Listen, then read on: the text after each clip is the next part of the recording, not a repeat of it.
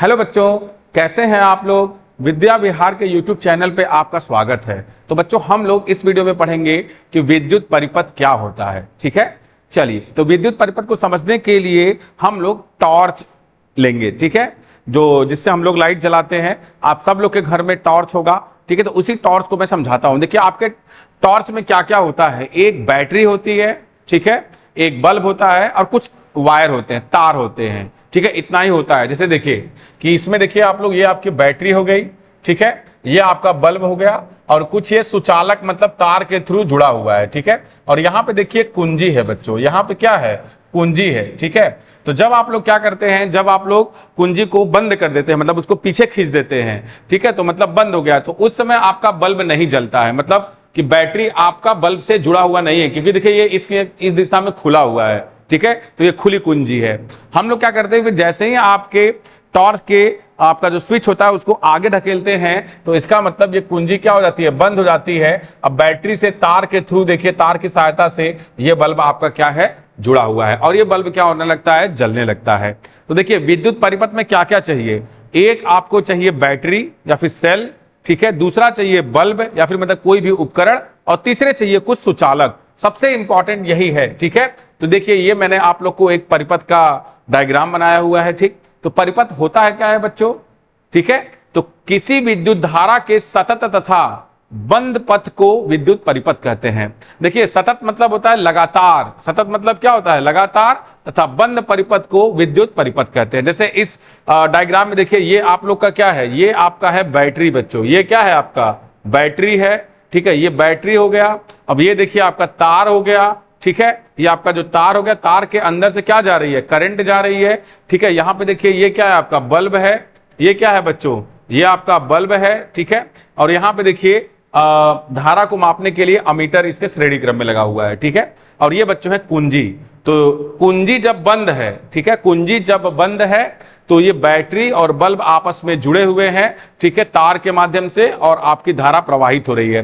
तो कोई बंद परिपथ जिसमें विद्युत धारा का सतत प्रवाह हो रहा है, मतलब जिसमें विद्युत धारा लगातार प्रवाहित हो रही है, उसी को हम लोग क्या कहते हैं बच्चों, विद्युत परिपथ कहते हैं। जैसे आप लोग अपने घरों में जितना भी देखे होंगे कि टीवी चल रहा है, स्मार्ट बोर्ड चल रहा है, पंखा चल रहा है, तो ये सब क्या है, वो सब भी एक परिपथ है बच्चों। ठीक है, चलिए तो परिपथ के कुछ अवयवों के नाम देख लेते हैं हम लोग। ठीक है, परिपथ में कौन कौन से अवयव होते हैं और उनको किस चिन्ह द्वारा हम लोग दर्शाते हैं। ठीक है, चलिए तो देखिए पहला है विद्युत सेल।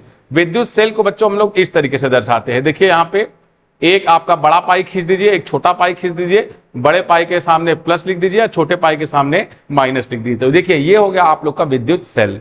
फिर दूसरा है देखिए बच्चों बैटरी अथवा सेलों का संयोजन।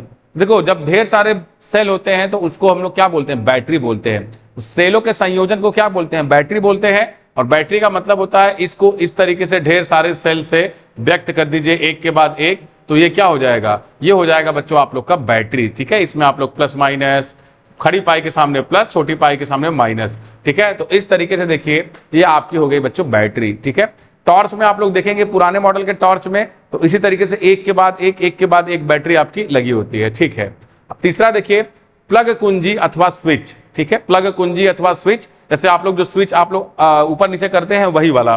ठीक है, देखिए इसमें यहाँ पे देखिए जैसे मैंने ये कुंजी बना रखा है। ठीक है, तो कुंजी की बात करें हम लोग, ठीक है, तो खुली कुंजी मतलब एक आप क्या कीजिए, एक कोष्ठक बना दीजिए, कोष्ठक को ऐसे जोड़ दीजिए, तो ये खुली कुंजी हो गई। क्या हो गई, खुली कुंजी हो गई। अब बंद कुंजी में यही दोनों कोष्ठक बनाइए। ठीक है, यही दोनों कोष्ठक बनाइए और बीच में डॉट कर दीजिए। ठीक है, ऐसे बना दीजिए, तो ये क्या हो गया, ये हो गया बंद कुंजी। ठीक है, चलिए तो इसको हम लोग एक और तरीके से दर्शाते हैं बच्चों, ध्यान से देखिए कि जो खुली कुंजी होती है उसको हम लोग इस तरीके से दर्शाते हैं। ठीक है, इस तरीके से दर्शाते हैं, और जो बंद कुंजी होती है, ठीक है, बंद कुंजी को हम लोग इस तरीके से दर्शाते हैं। ठीक है, बंद कुंजी मतलब यहाँ पे बंद का दिया रहेगा। ठीक, तो ये हो गई हमारी खुली कुंजी, और ये कौन सी हो गई बच्चों, हमारी बंद कुंजी हो गई।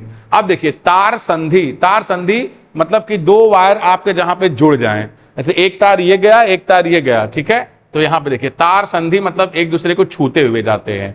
ठीक है, चलिए अब दूसरा है बिना संधि के तार क्रॉसिंग। मतलब देखते हैं आप लोग कि एक के ऊपर एक जब वायर ना होके, मतलब थोड़ा सा ऊपर से जाता है उसके, ठीक है, तो उसको हम लोग कैसे दर्शाते हैं, तो ये भी ध्यान रखिए। जैसे एक तार ये हो गया, अब दूसरा तार इसको छू नहीं रहा है, दूसरा तार इसको छू नहीं रहा है, तो छू नहीं करने के देखो इसको ऐसे दर्शाते हैं, मतलब इसको ऊपर से चला गया, ठीक है, छू नहीं रहा है, ठीक है। तो ये हो गया कौन सा आपका बिना संधि के तार क्रॉसिंग, ठीक है। चलिए अभी और देखिए, जैसे विद्युत बल्ब हो गया, जैसे आप देखिए आप लोग घरों में विद्युत बल्ब होता है, तो विद्युत बल्ब को बच्चों हम लोग इस तरीके से दर्शाते हैं, ठीक है।